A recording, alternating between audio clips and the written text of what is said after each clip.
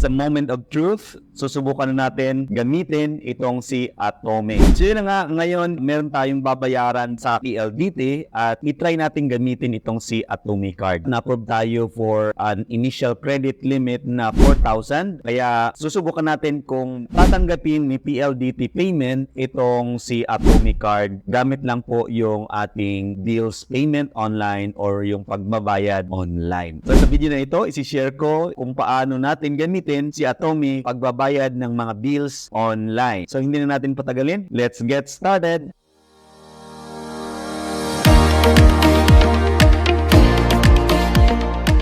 Hey, what's up mga ka-digit? This is LD from Digital Guide TV at ang pag-usapan natin sa video na ito ay kung paano gamitin si Atome card sa pagbayad ng bills online. The other week ay na-approve tayo ni Atome ng 4,000 pesos na credit limit na pwede natin gamitin online kasi kumuha lang tayo ng virtual card, hindi tayo kumuha ng physical card for this time kasi wala tayo sa Pilipinas. Kaya susubukan natin kung mag-succeed yung ating transaction ng pagbayad ng bills kay PLDT using our Atome virtual card. Kaya gagawin na natin. Dito na tayo sa ating cellphone. Magbabayad na tayo ng ating PLDT bills using our Atome card. So una-una po, kukunin natin yung ating information sa ating Atome card. And then punta lang ako dito sa card. So kung makikita nyo dito, nakalock po yung ating virtual card. At i-open po natin ito. So OTP verification, we will send an OTP to you on your phone number. So, continue with SMS. I-verify lang natin na hindi tayo robot. Ayan, magsisend na po sila ng SMS sa atin. So, ayan, meron na tayong OTP. Balik po tayo dito kay Atome. Mobile number verified. At ngayon ay kukopyahin na natin yung ating details. Kukopyahin natin is yung name on the card, card number, expiration, at syempre yung CVVs. Yung CVV ay kailangan na hindi natin ito isi-share sa iba. Since nakalock yung ating card, i-unlock natin ito. Pindutin natin yung unlock. Ayan, your virtual card has been unlocked. So ngayon, pupunta tayo dito sa ating MyPLDT Smart App. And then, sign in lang tayo.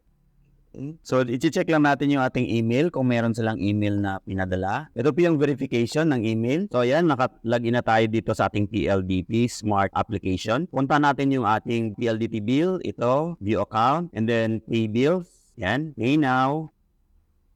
Then, mapupunta dito sa Pay Express. And check lang natin itong I have reviewed payment transaction above and accepted terms and conditions posted by PLDT Pay Express. And then, i-click po natin dito yung ating credit card, digital wallet, or QR PH. Ayan, ilalagay po natin dito yung ating information. So, enter po natin yung first name, then last name, then yung card number. Yung card number, kukopyahin natin. Tapos, enter natin dito. Ayan.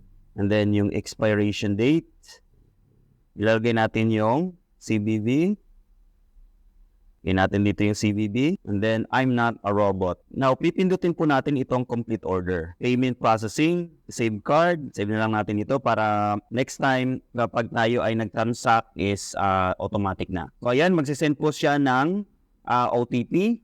Copy lang natin yung OTP and then enter lang natin dito. Kasi hindi siya makopy. Kukopyahin natin, isusulat natin sa papel at imamanual natin i-enter dito sa ating PLDT. And then, submit lang natin to. Payment processing. So yung payment gateway niya po is kay Maya. Yan, payment successful, 1,374. Yan. So ilalagay po natin dito yung ating email address para po sa billing. Send, then back to merchant. So ayan, successful na po yung ating transaction at nakapag-buy na tayo ng ating PLDT using our Atome virtual card. So balik tayo dito kay Atome, refresh natin kung magkano yung kinaltas. Ayan, nag-update na yung balance natin. So dito makikita natin yung PLDT Makati. Okay, yan na po yung charge sa atin at 1,374 ng PLDT. So yung status niya is naka-pending. The final amount may be different. Any unclaimed fund will be automatically reversed back to the original payment source. Alright? So, antayin na lang natin yung ating bill na babayaran or your bill for July will arrive at August 10. So, dahil ngayon is nasa July pa tayo, maghintay tayo sa August 10 para po sa ating first billing. So dito sa ating dashboard kay Atomy, meron ditong increased spending limit. So titingnan natin kung paano natin mapataas yung ating spending limit. Okay? So thank you for your interest. The evaluation of your eligibility is currently not met. We are constantly refining our eligibility criteria to ensure the best experience for all users. Building a positive spending habit and maintaining a good repayment history will positively influence your eligibility over time. We appreciate your understanding and look forward to serving you better in the future. So hindi pa tayo qualified para po ma-increase yung ating spending limit. Pero over time, I'm sure, kapag maganda naman yung ating background or yung ating history dito kay Atomy, I'm sure they will increase our credit limit. Alright? So after na gamitin natin yung ating Atomy card, make sure na lock lang po ito. So, you have to get the verification once again. Ayan, kailangan na natin i-lock yung ating account para po iwas sa unauthorized transactions po.